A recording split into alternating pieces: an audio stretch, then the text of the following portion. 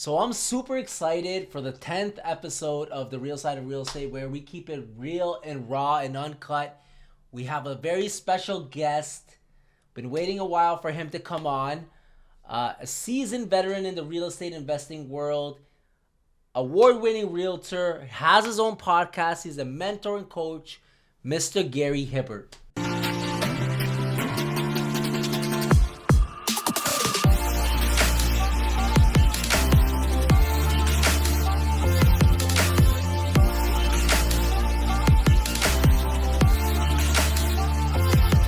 It's not like as if I just woke up and I was a born leader. I had to work through that. There were many times I did public speaking. And I tell my wife, I get home, like, I ain't doing that again. I don't want to go up there. I don't want to sweat anymore.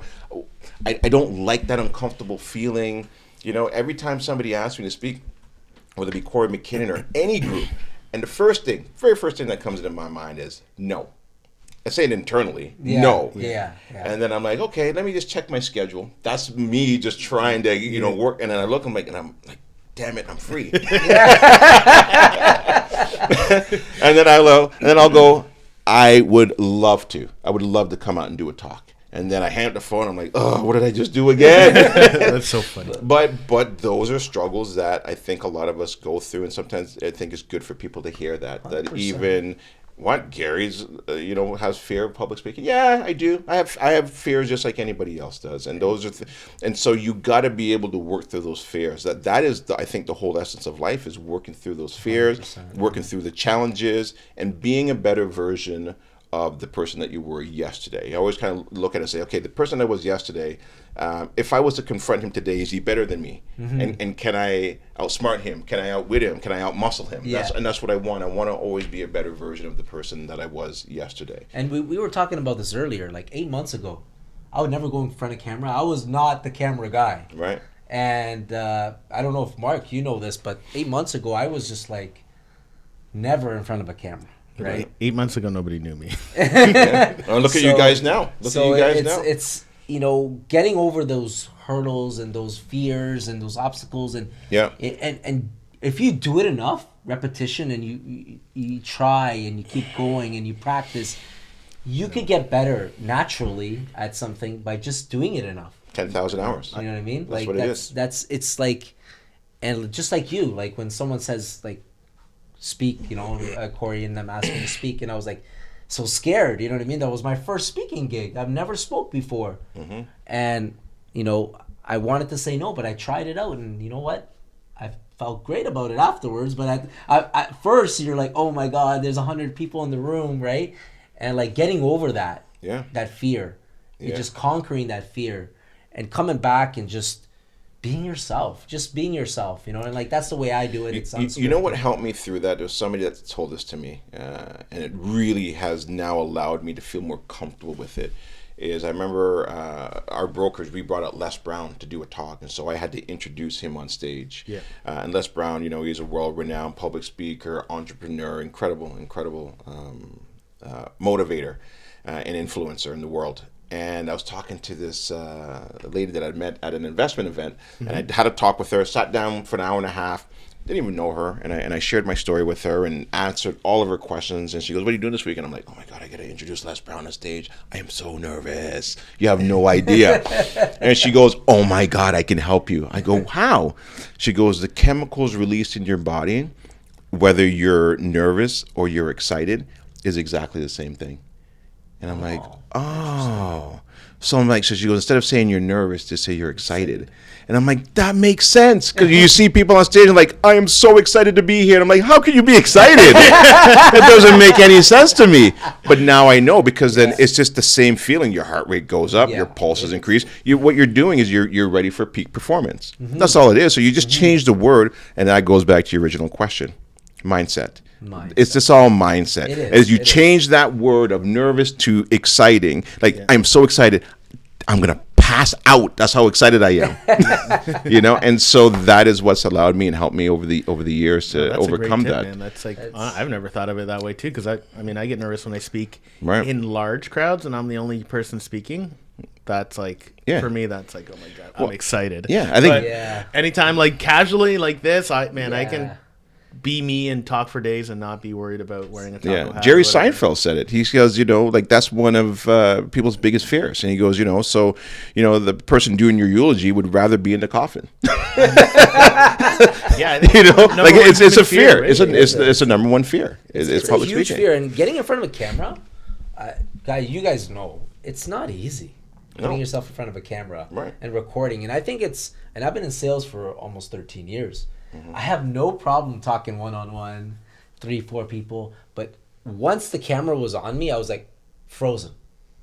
I just was like, what should I say? And you're super critical of yourself. Right. You're super critical of what I shouldn't have said this. Maybe I should have said that. And maybe, and it's a huge fear to conquer. It is. And once you conquer that fear, you feel like you could do pretty much anything in front of the camera, right? Now there is one thing though that I will share, and one of my mentors had taught me this as well too, because I'd gone out and did a talk to his group, and he's like, "That was so good. I really loved that talk, Gary." Here he goes, "But be mindful. Do not get too overconfident." Because I did that one time as well too. And when you do, then you think you don't have to prepare, you don't have to, and then all of a sudden now you're up there.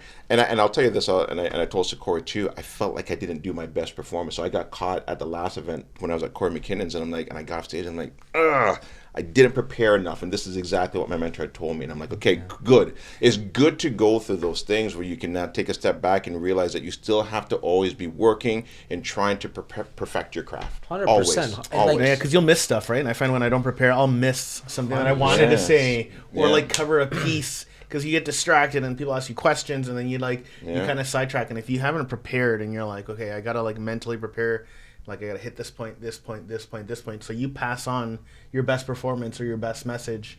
I find that's it's 100%. Crucial. You gotta prepare, man. 100%. You have to wing it. Don't wing it. It's easy to wing it. It's so easy, but your output is way better when you're prepared, because at least 100%. You have it in your head. And you don't even need a script. You just need point form. You need bullets to go off of, right? And that's how I do it as well too. It's like, as long as I got my main points on my whatever slide I've got up there, and I usually try not to make it wordy. I think that's where I kind of slipped up as well too. I had a little bit too much wordy stuff on there.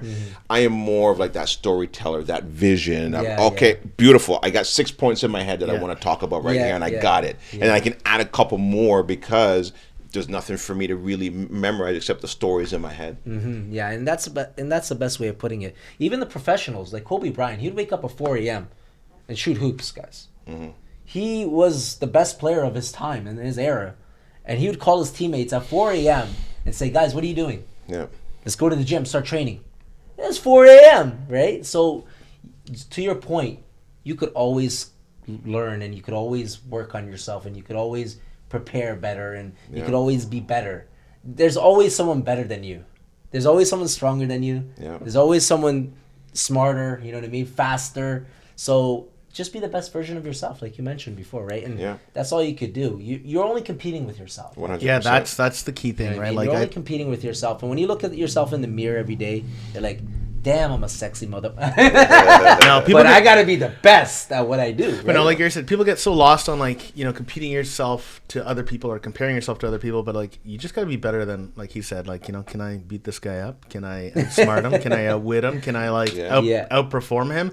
And that's, if people did that, it's incredible the lengths and the heights you can reach, man. It's 100%, because social media can really tear you down. And I get caught in it as well too, because all of a sudden you start scrolling, and all of a sudden now you're just doing this weird thing with your finger, and I'm like, what am I doing? And then you're like, this person said this video better than I was going to say. That was my video. He took it for, and so you just got to be careful not to get so caught up in that, and just kind of just plan it out. I realize that now. I've been going through that now a little bit, and I realize hey, that was something I was talking about a little bit, you know what I mean? But you got to just take everything as a compliment, right? Like, if somebody's doing similar to what you're doing, that's a compliment. 100%. That's a 100% compliment. Like, when I see people doing it, and I'm like, wow, like, I'd love to do it like that. That's a compliment to them, right? 100%. Yeah. So, and you learn all these things while you're going through these motions, right? So what I wanted to touch on with Gary right now, what are you doing right now? What's going on? What's on the pipeline right now? With your brokerage, with your team, because I know you guys opened up another office, right? Yeah, we did. Yeah, we opened up another office last year in Toronto. So what have I got going on? Too many things. There's a few different things going on. This is where you really got to prioritize and realize what do I want to take on, and how many different places can I be pulled, and do I have the right team in place to kind of help me through that vision. So we obviously still have Smart Home Choice, which is a real estate education company, where we help and mentor and educate real estate investors, specifically out in Durham region and also out in Peterborough. I love that stuff you guys do, man. Thank you. I gotta tell you, like, when I see the events you're doing, and we just did one property tour, and I see the power of it. Yeah. I see the power of helping. Yeah. You know, it's so rewarding, eh? Mark, that was such a rewarding day for me. It is. Because it's like all of these questions that people have, they don't really know who to ask. Yeah, and they get to see, feel, touch, go out there, look at these properties, and more importantly, looking at properties that our clients are actually in the middle of converting or flipping or whatever it may be. So that's the Smart Home Choice piece of it. Then I've also got a real estate team, which is Smart Home Choice Realty Group, which is that's tied into Smart Home Choice, and that is now my team of realtors that can help real estate investors. But I added another layer and another element to it where we're also helping first-time home buyers get into the market, which I think is an important piece. And so we started a new class called the Affordability Workshop, and we're teaching. The first thing I say is, here's a home, $700,000, mortgage payment maybe around $5,000. What if I can teach you by the end of this class how to cut your mortgage payment in half? Wow. No, there's no way. And then you show them how to do it, and they're like, this is incredible. Wow. And so we've added that element to it because, as we know, realtors last year, it was a tough year. It was a tough year for a lot of people. And so we've added that element to it, and that's just part of my pivoting and adapting. That's awesome. Take notes, Mark. Take notes. Then I've also got the brokerage as well, too, our neighborhood realty. So we've got about 170 agents there right now. So we got an office in Coburg, Oshawa, and Toronto. So, excited about that. You, man. Thank you, man. I appreciate that. And so my goal this year is to continue to grow it, but also now start to attract higher profiled real estate agents into the brokerage. And we're like, well, how do we do this? And I think we've got to be more focused on the right events that we can teach them. I want to do more teaching there as well too, and our owners, and bring some external experts to come in and have it focus on here's how we can help you. So I'm really seeing if I can step away from selling real estate this year, and really have my team and mentor them and coach them to kind of help run that side of the business. Then we've also got a private lending company. Well, you're a busy man. Yeah. He's a busy man. Yeah, so we've got that as well too. And again, it comes down to having the right team and the right partnership in each of those businesses, right? That you're also motivating them to make them feel like they have leadership roles in your companies, in your organizations. Because if you empower them, then and they can see your vision of where you're going, then they're going to want to be a part of what you're building. Yeah, no, it's good. You got to have a strong team, right? Like a lot of people are like, "Oh, Taco," and I'm like, I don't do much anymore, right? It's my team. It's them, believing in the vision that that you're building out, and that allows you to be bigger and successful because you got trust behind you, right? Especially when you can get them on board with your vision, like you're saying, then it's so much easier. Because that guy, like people pushing all in the same direction, you're so much more powerful. Yeah, absolutely. And then real estate investing, I took a step back in 2019 when I joined forces with my partners with the brokerage, and now I'm actually getting back into it for the first time because I actually see some great opportunities. And so one of the things that I've done over the years is I've always looked at where can I find something that's going to cash flow. And so when we first started, we were out in Durham region, then we moved a little bit further out east, then we went into Peterborough, and now we're looking at going across the border into the U.S. And there's some great opportunities. Videos of you guys over there saying hello to our fellow Americans. Yeah, so we've done some boots on the ground down there in Cleveland, Ohio. We're actually doing a webinar later on this evening to talk about that, and I've partnered now with three amazing entrepreneurs, people who have the same vision that I have, and I'm excited about it. Definitely excited about it. So we've got Thomas Loraney, we've got Nate Atkins, and we've got and Neil D'Souza. So the four of us have now kind of come together. Yeah, thank you. I appreciate that. And so we found a new space to invest, and again, it's not about speculating. It's just about cash flow. Do the numbers make sense? And I think that's always important. I think the last couple of years has shown people that real estate investing is not an easy game, and you got to know what you're doing. You got to do it with the right people, and you want to not speculate and find something that makes sense, and the numbers got to cash flow. Definitely. It's a long-term strategy. And I think you got something in the Caribbean that you're doing. I see you in the Caribbean. Yeah. I spy with my little eye. Something in the Caribbean. Yeah. So we picked up a property down in Mexico, Playa del Carmen. Oh, so we actually, thank you. We actually do property tours down there as well too. Mark, when are we going? When are we? Yeah. So. You got the hat already. I'll bring the tacos. Cervezas? Yeah, cervezas, tacos, it's all down there. But yeah, so we picked that up a couple of years ago, and this is when we were looking to diversify our portfolio. And we were looking at a couple of different areas, different regions, and to us, Mexico made the most sense. Tulum is popping right Tulum now. is, it is as well too. Like, there's an airport going there or something? Yeah, they got an airport going there. They've got a transit system now that's just recently opened up from Cancun all down into Playa del Carmen. Oh, wow. So lots of great infrastructure changes that are happening there. We've got a great real estate team, property management, the whole works down there, right? And so I'm really big on, again, is partnering with the right people. Yeah, that's massive. Yeah, that's massive. Yeah, no, for sure. Mexico's on fire. I love everything. I got even married manufacturing's moving to Mexico. There's a lot of so good much stuff. things that I would definitely look into Mexico. I know a Spanish guy that wears a taco hat I could go to Mexico with, like cervezas and tacos. But no, that's awesome. Yeah. And what we did when we went down there as well too, we were looking for. So we got a condo. It was a 3-bedroom condo, and the way we looked at it, we're like, this is interesting. I wonder if we can take some of our skill sets, take it down there, and what we did was we actually converted it into a 2-unit. Oh. So we actually put it like another door into the hallway. And then we put a lock off, so one side is like an apartment with like a little, and then the other side is like a full kitchen. So you could be a 3-bedroom, or you can rent it as 2 separate units. So for there, we can still rent it out, make some money, or we can just use it for ourselves and our family. So I have a burning question about that. Yeah. The safety factor. Yeah. This is something that always comes up, right? Mm-hmm. With investors and people I talk to. How safe is it to invest in a place like Mexico? Well, I know it depends on the area that you invest in, right? But how safe is it to invest as you've invested there? You know what? It's incredibly safe there. Now, they do have a lot of protection there as well, too. Obviously, they got cops. They've got the military there. But, I asked that question when I was down there as well, too, with some of the locals. I'm like, hey, like, how safe is it down here? Like, a lot of people always, you hear the news and, this one got shot or this one got taken. And I'm like, amigo, it's safe. It's very safe down here. He goes, just don't get yourself involved in the cartel. Don't be coming down here and selling drugs. Just don't be doing things that you shouldn't be doing. Mm-hmm. They're not looking for Manny, right? They're not looking for any of us. They're doing their thing. And the other thing as well, too, when I was talking to them, they're like, a lot of Americans ask us the same thing, too. And they're like, we're scared to go to the U.S., because we don't shoot kids in malls. We don't shoot kids up in schools. That doesn't happen down here. They're scared to go to the U.S. And so it's this reverse of, the news says one thing, but when you get down, it's completely different. So I like Playa del Carmen. They've got Fifth Avenue down there. I've always felt safe being down there. I think I drove out to there, Playa del Carmen. Yeah. That's right close to Cancun. There's safe and unsafe everywhere in the world. Exactly. It doesn't matter.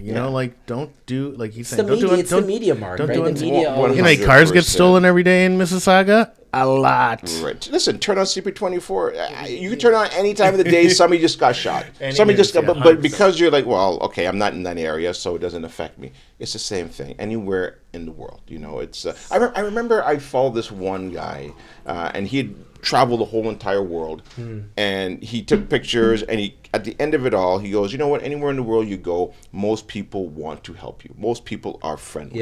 That is his whole consensus of what the world is really like. But the media and the news, they do such a great job of spinning it. You read any of those articles, because I started digging into some of them, and it says Canadian killed, and you read it, and like, in the middle of it, at the bottom, they were caught up in some drug bust that went bad. They're part of the cartel. But you got to read. But if you got to read the whole thing, not just the headline is there. That's the to problem. sell. That's the problem. We're lazy. Humans are lazy. They'll read the first 5 words and then they'll be like, "Oh my god!" And they said that about Afghanistan. I'm from Afghanistan, and there was a tourist that went there. And they're saying how dangerous it was, and they were skewing him away. And he's like, "This is the most hospitalic place. This is the most safest place." But the media has a lot to do with that, right? And For skewing sure. someone's mind. So next question for you, Gary. When are we going out there, man? Yeah, whenever you're ready, man. You let me know. We should do a I live, love tacos, live Yeah. from Tulum. And you know the greatest thing about that as well too is just being able to go down there, enjoy it, and then saying, hey,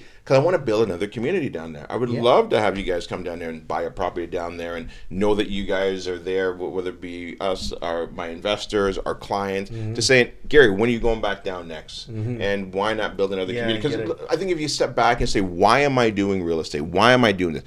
Listen, I'll make sure very clear on this. I don't love real estate investing. I love what it does for me. And I think people get mixed up and caught up in that. Like, do I actually wake up every morning and say, I can't wait to buy another property because I love bricks and lumber and mortar and shingles? No. It's that's not why we're doing it. I think Mark's in love with shingles. Right? You know what I mean. Maybe some people are. I may dabble. Right. But you're doing it because why? Freedom of choice, freedom to do what you want to do in life, freedom to spend time with your friends and your family. And I think people miss that mark. And so you got to be very careful. And I'll share a very personal story. I think this is really important as well too. So in my early 30s, my wife and I, we had 2 young kids at the time. And my wife's mother got diagnosed with cancer. Her mother got diagnosed with cancer. So both ovarian cancer. A couple years goes by. My mom passed away, her mom passed away.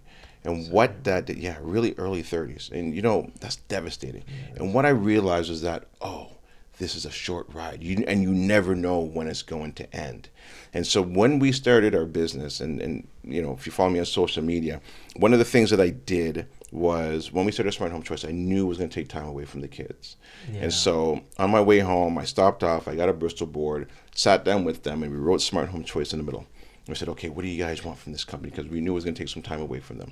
And we're like, we want a mascot. You want a mascot for? I'm like, okay, fine. Okay, what else? How much money do you guys want to make? $1 million a month. All right, cool. We're going to make $1 million. What else do you guys want? Vacation. How much vacation do you want? 2 months. 2 months. What about 4? Yeah, 4. And so we helped them. They helped us design. That's a great idea. Yeah. I love that idea. And then I looked at my wife and I'm like, I wonder if we can actually take 4 months off. I wonder if we can build a business where we take 4 months off.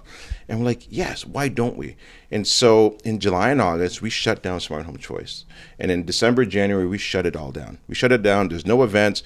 My admin team, they go home, we give them a little bonus, and then we fire back up again. And so we just created mini retirements. So we're like, why wait until I'm 65 to retire? Why not retire every single year? Why not be able to do the things that I enjoy doing while I still am young enough and fit enough and to see doing and to vacation? And that's what we did. And we built a whole mini retirement business around that. And we announce it to all of our investors. Bye. Adios. See you later. So to say, you can do this too. Yeah. If I'm this busy and I can take time off, you can do it too. Yeah. No, that's amazing. And it's important too, because I feel people always feel like they are going to live forever. Yeah. And I'm a big preacher of that. Like, do what you can today, because tomorrow you're not guaranteed tomorrow, right? Like, I can drive home today and get hit by a bus or whatever, and that's it. Right. Talk about investing, done. Right. But what did I leave behind, right? And what moments did you spend with your family, and like what sort of things? So it's important to know that. That's what I'm going through right now. I have a 6-month-old. I have a 4-year-old. Right. And they grow up quick, man. I have a small team that I'm working on right now. I have a few agents, and I want to delegate more and spend more time with family and friends. And as I'm trying to do that, I'm taking on more. Yeah. It's like, where do you juggle this? Like, you're supposed, I'm telling my wife, I'm supposed to be delegating more, but yet I'm doing more events and I'm doing more. It's like, it's a constant struggle. Yeah, I think if I was to take a step back and look at what I've done throughout my life, and one of the best things was working at TD Bank. And the reason why is you get to see a company at a large scale do things that, okay, well, why are you doing it like this? Oh, okay, meetings. And so, okay, here's a process. So I'll give you an example. I used to be an IT manager, and then I became a shift manager. And in the shift manager role, one of the things that I learned was they have this process called incident management, problem management, change management. So everything starts with a change. So I'm changing this. I'm making a change. Then that change can sometimes create an incident. and then you got an incident. So, okay, how do we put this fire out? And then that incident now is resolved, which is now a problem. And then how do we make sure that this incident never happens again? You're a And so process guy. and so by looking at that and seeing it at a large scale, we then put that into all of our businesses and our companies, saying we need to kind of follow this model. And then, we're doing all these meetings. Why am I doing all these meetings? But the meetings are important because the meetings now, we have our admin meeting, we have our team meeting, and so you're doing all these meetings, but it's just to make sure you're putting all your checks and balances and what are you doing, and then you're making notes, and then everybody has things that they've got to do, and you come back to the meeting, and then you're like, did you get this done, this done, this done, this done? So then there's accountability as well too. Yeah, that's amazing. You know, I know another guy like that, the gentleman over here, Mark, with his team meetings and his checklists and everything and processes. And I'm trying to get like that. I'm trying to learn these processes. I had a similar experience to Gary here. I worked at RBC. And they were so operationally seriously, honestly, it's so it's so much easier understanding what it's like to be really, really, really big. And then going back and then starting small, because now you have vision, right? You know kind of like you start to put, as you build out the business and you start growing it, you understand why those processes are in place in order for you to continue to scale. Right. And I do stuff. Sometimes the guys will call me and they'll be like, hey, we have this problem. And I could give them the answer, but I'm like, okay, well, what did you guys come up with? What solution did we have? And then we're like, okay, they resolve it. And I'm like, okay, so how do we not make this happen again? Because I don't ever want to pick up the phone, and you shouldn't have to pick up the phone. Like, let's go back and figure out where it went wrong, and let's add it to the project manager checklist. Right. Did we check this, right? So that it doesn't happen again, so that the next guy who steps in can scale. And it's an incredible piece. There's a book I read. It's called How to Scale. I'll send it to you, and it has a lot of that kind of learning and really training important. Of why you need these things. And it helps you. And especially when you're seeing it at that size as well too, and that level. I mean, you've seen probably big issues at RBC. And so now you're seeing some of these and like, this is nothing, guys. This is a smaller issue. It's important obviously to the client, but you've seen larger scale issues. Like I was dealing with it like at a right across Canada, where I'm seeing servers and all the point of sale devices down in Walmart. That's a major incident. I'm dealing with a client who is trying to get that mortgage. It's a big incident to them, but I've seen large issues at a larger scale that I can help to kind of calm down, resolve the issue, figure out, hey, okay, this didn't work, let's try this. This didn't work, let's try this. And so there's never a dead end. I'm always looking for a solution because I've seen it at a high level. And that's awesome, like these processes. I'm trying to learn these processes as I'm building through a team, and I'm learning, and Gary, with realtors, it's never an easy task. And it's amazing. You have 170 realtors in your brokerage. That's an amazing feat. Yeah, thank you. I've had turnover, my brother, like crazy in the last year. Yeah. And it's, when the market's bad, they're always everybody's blaming something, right? Usually the realtor gets the brunt of the blame for everything. Yeah. The market's bad. You told me to buy this house. Yeah. With other realtors, if the market's bad, they think that they're not getting the support, or they're not, you're not doing something for them. Right. You're not giving them a bone, you're not there for them.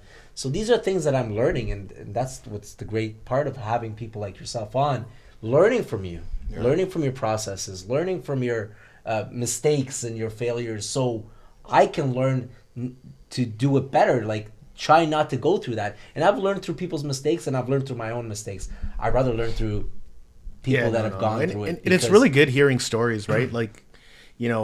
If they didn't know your story and they didn't know where you come from, and and they're like, every time I've seen him on social media, he was already doing all of this craziness, right? But you had that moment. You were corporate, living paycheck to paycheck, and then you almost got caught. Yeah. Right? And then legit paycheck to paycheck. Right? Legit waiting for a GST check to come in the mail. Legit. I need that $79.29 check because my son is in his last diaper. I ain't got no food in the fridge. I've been there. I know what it's like. When we bought that condo, when we first moved out, I'm like, it's tight. This is tight. And it was tight when we bought that condo for $120K. It was tight. It's always been tight. There's always a level of tightness. So listen, even when you build a business as well too. So even at the small scale and even at the large scale, there's still budgeting that's taking place. 100%. I gotta buy new machinery, there's stuff that you gotta account for. Yes, okay, maybe I've got some buffer here and there, but we still have to work within a framework. You can't just one thing I learned before I got into it too, I remember Oprah Winfrey saying this: keep strict accounts. Because if you don't, all of a sudden, boom, you can go bankrupt just like that. When you're scaling, you've got employees, you've got advertising, you've got budgets here, you're hiring this, that. There's a lot of moving pieces when you scale. So you do have to be aware. You got to keep strict account, and it's got to start when you're at the small scale. Yeah, moving up. And that's amazing. So, Gary, my question: how can I have a 4-month vacation? I've been trying to vacation for 2 years, Mark. Yeah. I can't even get a week, and I'm like, is it me that I take on too much? Is it that I'm taking on too much, thinking that I can do it all myself? Like, it's a constant struggle, right? It's a constant struggle. You're like, I can do that, I can do that, I can do that. Before you know, you're signed up for 3 months. You don't have that 1 week of vacation time or that, I've been trying to vacation for 2 years. My wife's like, what's going on with you? No, you know what? It's tough being especially like a smaller entrepreneur and stuff like that. It's so easy to get caught in the chasing every sale or every deal.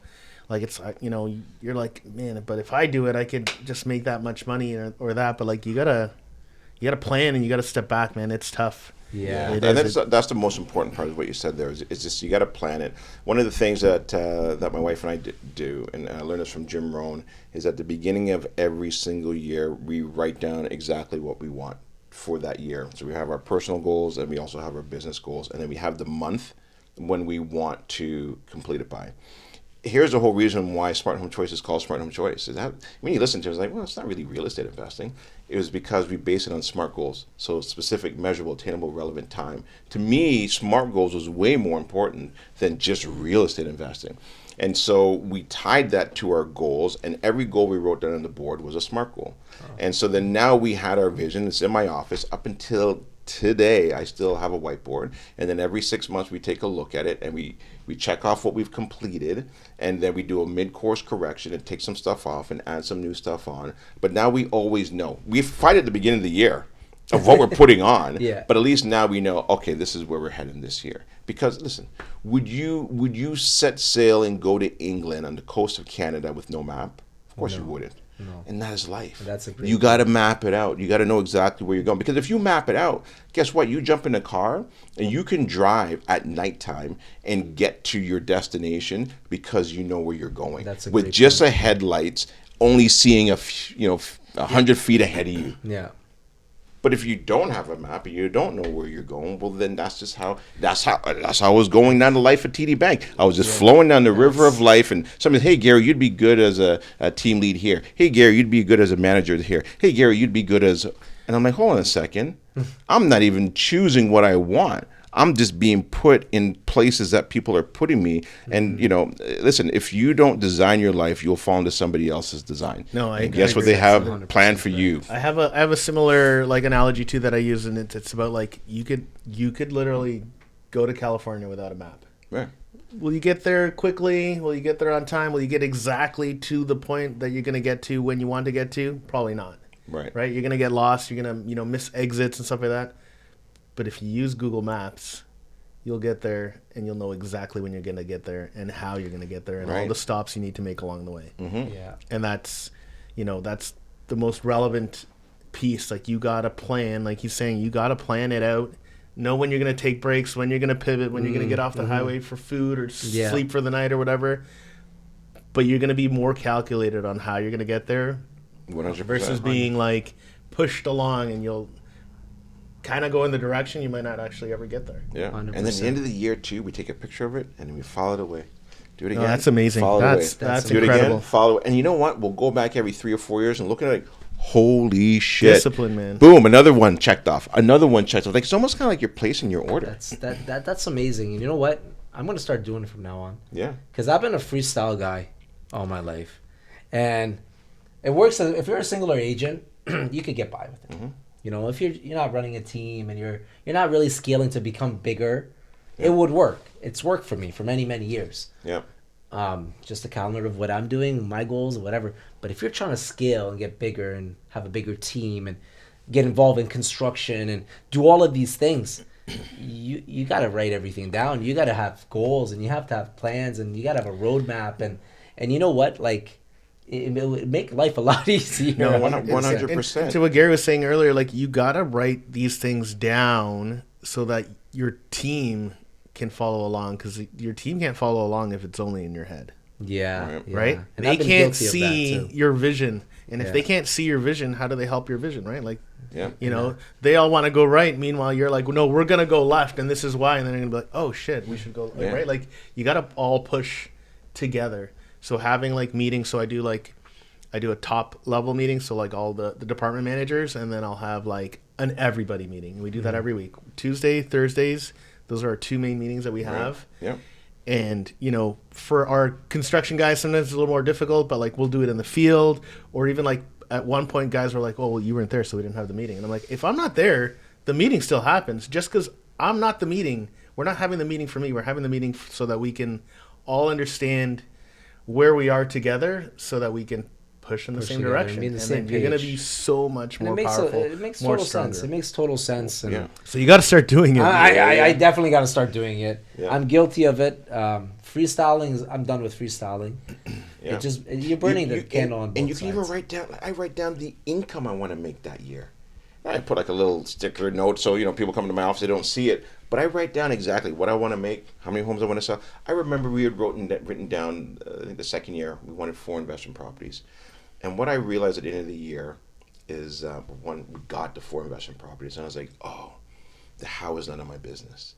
It's what do I want. The how will come later on. And I think people don't truly see and understand. So you're that. manifesting it. Yeah, I'm just I'm putting it out there. I'm just placing my order, and then because I'm thinking about it all the time, it's on my mind, and those are the things that.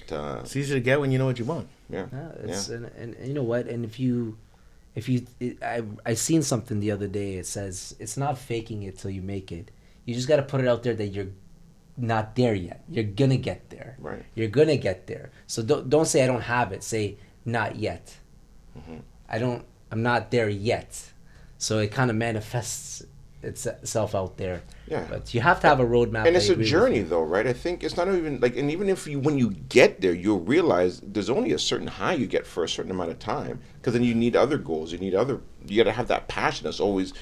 It's the future that draws you. It's the future that is taking you on this journey. The journey is the most important part of it. Like when I talk to somebody who's new and they're getting into real estate or they're getting their first investment property, I'm like, I wish I can go back to that. And they're like, I want to be where you are. No, you don't understand. You're embarking on this incredible journey if you really put your mind to it and stay focused on it and have fun with it and know that mistakes are going to happen. Go and fail.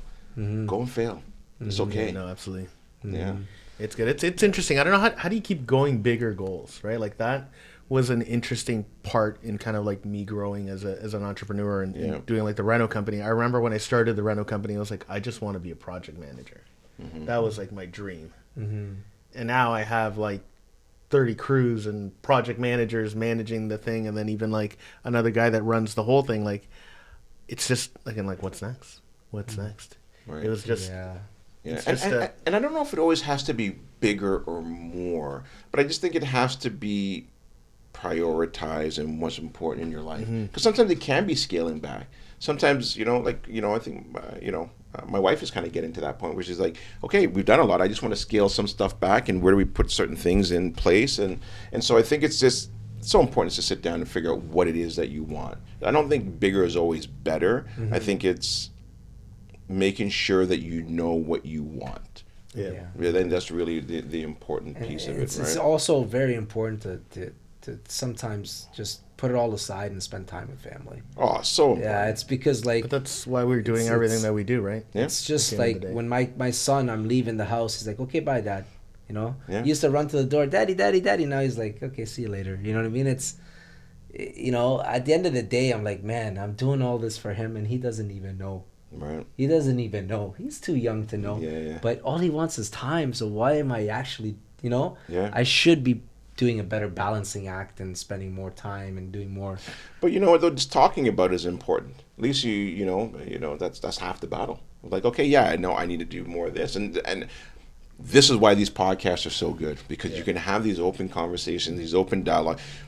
When I first started the podcast, I was like, okay, I think I know enough now to teach people. Nah, it's been the other way around. I've learned so much more from doing the podcast. Sure. I'm like, it's actually been self-healing at times. I'm like, that's a good point. And I don't want to make, because I always ask that question, what mistakes did you make? And I get to hear them and like, damn, that's a good point.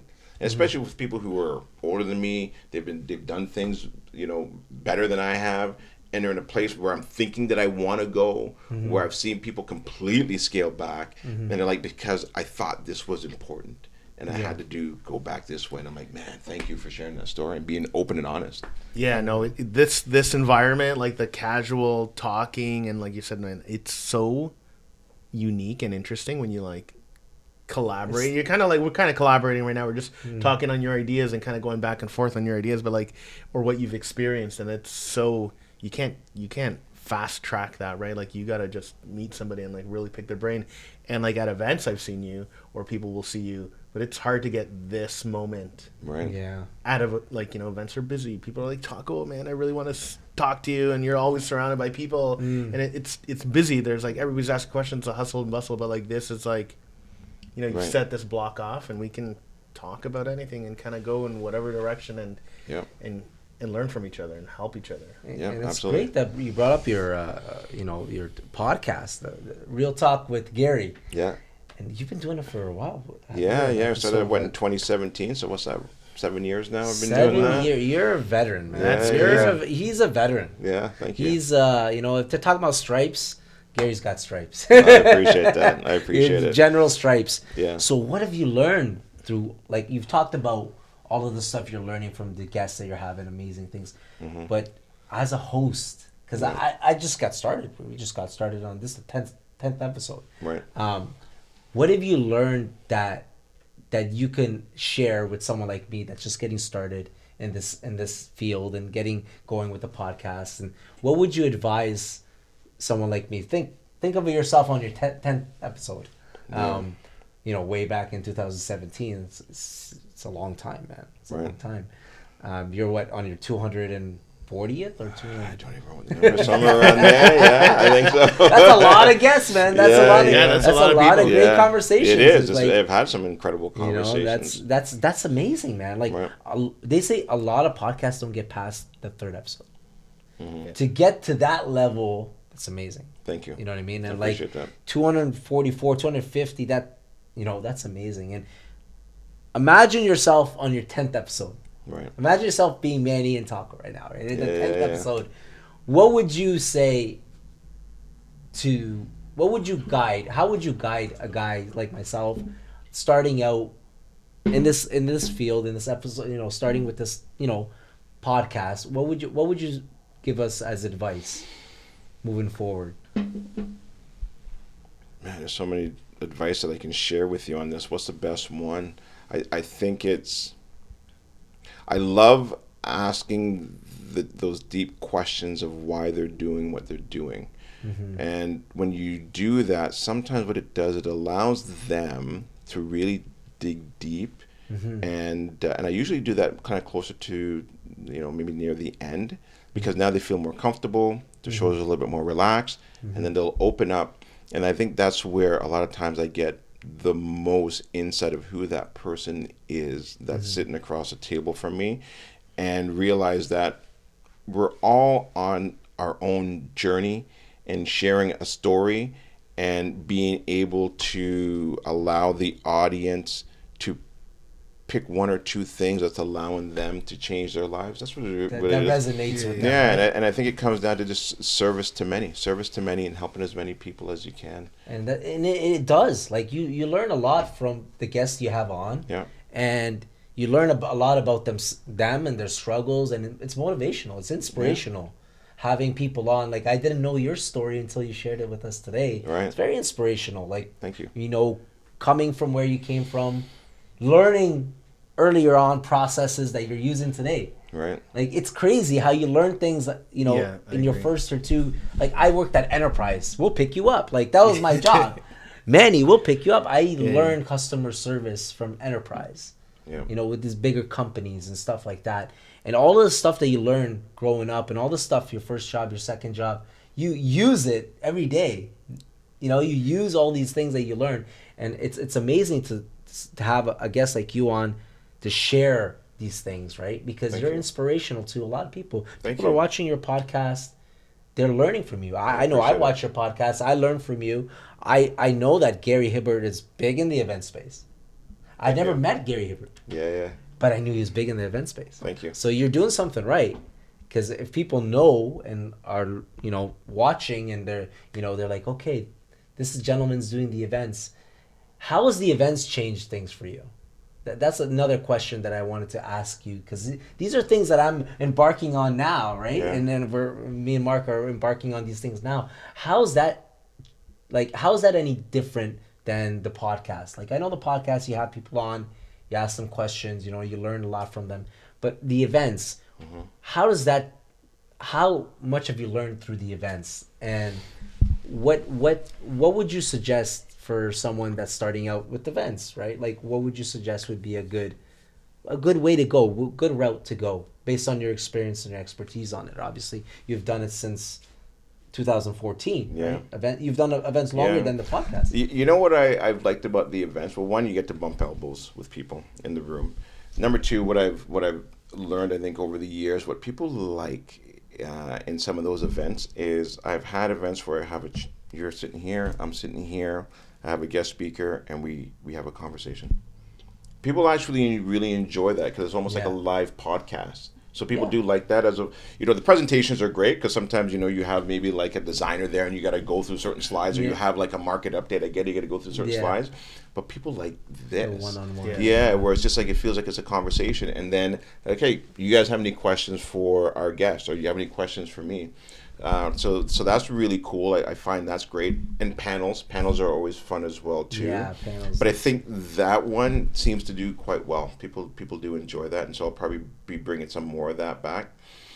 You get a lot of feedback from the events you do. You probably ask people, what did you guys like? What was your take on certain things that we did, right? And I find that even we just did one, and a lot of people like the interaction, the one-on-one that you're mentioning, and having the opportunity to ask questions. Yeah, the opportunity to ask questions, to network, to exchange business cards, and to learn from people that are embarking on a journey or have had an incredible journey so far. So I think not only just experts, but I think also it's good to have people up there who are new on the journey as well, because then it doesn't seem so far away.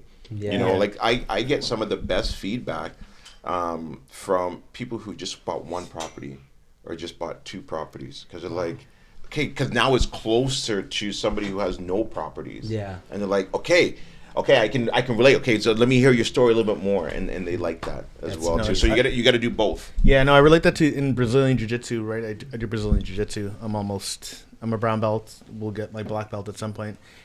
But when you go and you learn from a black belt, he is teaching you stuff that when you're like a white belt, it's just like it's too far out of reach. Now that I'm a brown belt and I'm experienced, now these little teeny tiny details that I never picked on when I was a white belt, I'm really like learning like these little things that are gonna make me so much better. But it's good to like hear a black belt, you know, do a move. But when you're working with your partner at the same level and you both have those same hurdles, like somebody close, it really helps sharpen your blade, skills, right? It really helps sharpen your skills, because the problems you had when you were buying your first property, maybe they're similar, but they're so long ago. You don't remember those little details anymore, or to the same level as the person that just finished their first one. Right. So it's important to learn, because those raw emotions are there, and the mistakes that they made are just, it's fresh. Yeah, it's different. So I love, like, you know, even sometimes we'll have like, they'll bring a guest world black belt champion that, like, you know, will beat me up like a child, but I could also beat up thousands of people like Child. Like it's I've been Yeah. training for 15 years, Wow. and to have like he's just on a way further level. Like I'm not gonna gain as much value from him Yeah. on like the really important things that are gonna get me to that like next step forward than Exactly. having And closer that- together. Well, put yourself back when you didn't even know what a VTB was or a promissory note. There was a time when we didn't know none of that shit. You know what I mean? Like I'm sitting in a room, I'm like, what are all these goddamn acronyms? Oh, that's the worst. We're the worst for that, by the way. Like the real estate community, they're acronyms for days. Yeah, Exactly. yeah. And so sometimes you got to break it down when you're doing, and that's another good tip as well too. VTB, ARV. Is breaking down, saying, hey, listen, for our listeners, what is that? What is it? Even if you know the answer, break it down. Yeah. Because then you'll bring in those new followers And as being well interactive, I like that point. Being interactive with instead of just present, everybody be quiet, listen to me. Ask questions, be interactive. You know what I mean? Like, do you guys know what a VTB is? You know what I mean? Like, that's a great point. Like, and that's the reason that I love, like you say, training with a black belt. Yeah. To me, this is training with a 100%. black belt. Yeah. My brother is a black belt. I'm probably brown belt, baby. And I'm learning from a black belt that has experience, has done it more, and has done it longer than I have with the event space and the podcast and stuff like that. I could pick up tips here that we could possibly use in our future events and our future podcasts. And I appreciate you sharing all of these tips and You're welcome. advice with us, because you know what? The only way you're going to learn is if you ask questions. Yeah. And you take notes, mental notes, and and that's the only way. And so, what's next for Gary? This is the next thing that I always want to ask somebody. We know what you've gone through, the struggle, the hustle. We know what you're in. You have a lot on your plate right now.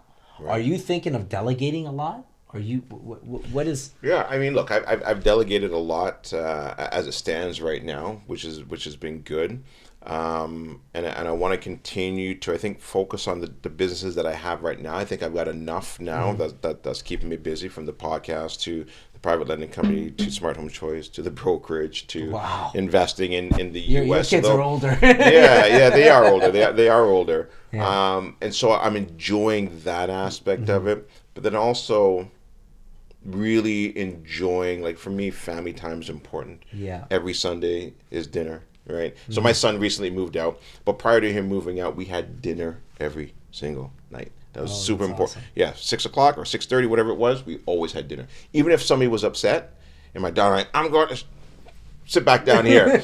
I'm fine, and shovel that food in their mouth. But you know what it did, though? It allowed us to debate. It allowed us to have conversations. It allowed us to work through bad things and good things and just have a conversation. That's amazing. So to me, I definitely want to do more family time stuff. I love that. But I also enjoy working hard. Like it's a balance of working hard and playing hard, and working hard and playing hard. And so I really want to me now, moving more in that mentorship space, because I feel like I've got the teams where I need them to be now. Yeah. Where, like I talked about earlier, is stepping back, not doing real estate transactions, and really focusing on how do I bring more value to my realtors at the brokerage. Because to me, I would rather sit down for an hour with whoever wants to learn from me and just have a conversation with Gary in my brokerage, because I think that will help attract the right agents to us and also keep the agents that we have. I think that's important as well too. Retention is very difficult. 100%. Like I just had, like, one of our agents left, and I called them up and I'm like, what happened? Why did you leave? And I got some great intel from that. Thank you so much. Went back to my partners, sat down. This is what we need to do. This is really important. Yeah. And then I had a conversation with her today on the way here, and I'm like, listen, thank you so much.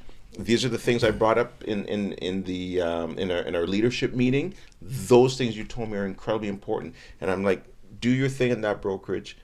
Follow up with me in like 6 months. Let me know if you're still happy there. If not, you're always welcome to come back. Yeah. And I hope that I'm and you can ask me, and I'll tell you what we've implemented and what we haven't been able to. Yeah. That's awesome. Retention is so important. Yeah. It's expensive to retrain a person. Yeah. It is so expensive to retrain people, especially in the trades. Trades is Yeah. even Like the trades guys, like a lot of the trade guys are used to doing homeowner stuff. Right. So for us to bring them on board on our team, and then we just basically say, forget about everything and now we're going to do it differently because this is for investors. it takes so much time and effort to like For sure. Yeah. teach them how to do things in the proper order and quickly and prioritize stuff, you know, and then to lose them is because the next guy is going to take so long to get them up to snuff. It becomes difficult. This is why like it's tough to scale people, man. Yeah, so that's important to me. And then the other thing that I'm working on, which I'm actually you always got to find something new that's passionate to you, is the affordability workshop. No, that's cool. Man, I'm really, so really cool excited about that, awesome. because when I sat down in a room, and I haven't taught classes in a while, because I've actually had my team do a lot of the fast start training. I actually did that one with one of my team members. I loved it. I forgot how much I loved actually teaching. And when you see a room full of people where they're just like, oh my God, thank you. I now have a way of actually getting into home ownership. To me, I'm passionate about that, because now if I can help a family get into home ownership, it almost feels like I'm kind of going back to basics. And I think there's something okay with doing that as well too, where that's what I want to do. And I love Build 23 because it also allows people to get into their first home, to convert it into 2, 3, 4 units, laneway house in the back, garden suite, and it gets them into home ownership. I still love working with an investor, but the passion now is, man, I love that family. So you can do it now with multiple units in a place. Yeah, right now. So people are like, oh, it's unaffordable for people. Yeah, it's unaffordable for a lot of people to buy their own house with just them living in it. Right. But it's pretty affordable for them to house hack, live in one of the units, and rent out all the units, right? Like, that's amazing. That's incredible that you're teaching that. Thank you. Yeah. Honestly, that is because I'm hearing the noise. You can hear the noise out there where people, this is unfair. This is unfair. And I think investors have been painted with this bad brush. They have been, for sure. And I get where these tenants are coming from. It's been incredibly unaffordable for them, for sure. And so I'm not going to sit there and knock them. I would probably feel the same as well too. Like I don't know where it's coming, but all these investors have been buying all these homes, so I feel like I'm behind the 8 ball. This is unfair. But it's not the investors, it's the government. I don't want to get too political here, but the key is, fine, the problem is the problem. Let's help you. Let's help you get through it. Let's find a solution. 100%. Well, brother, thank you so much for coming on. It was a pleasure. Thank you. And you know what? We've learned a lot. And you know what? We're gonna be in contact. We gotta do some stuff. We're gonna do some work. We're going to Mexico. That's all I got from Mexico. No, man, incredible value. Thank you. Really cool what you're doing. Yeah, and I appreciate it. It's gonna be awesome. I'm gonna continue following along on your social media. Thank you, man. I appreciate that. I'll leave one last little quote that I think that's really changed my life that I heard from Jim Rohn early on. I'm a big Jim Rohn fanatic. He said, make the goal to become a millionaire. Not for the money, but for the person you will become to achieve it. And when you really peel the onion layers back on that, it's not about the money. It's the person you'll become. So when you become that millionaire, it's not the money that's important. No. That's just a byproduct. It's who you became to actually get there. That is way more important. Way more important. Yeah, 100%. That is Thank a great you so quote. much. Yeah. Thank you so much, Gary. You're welcome.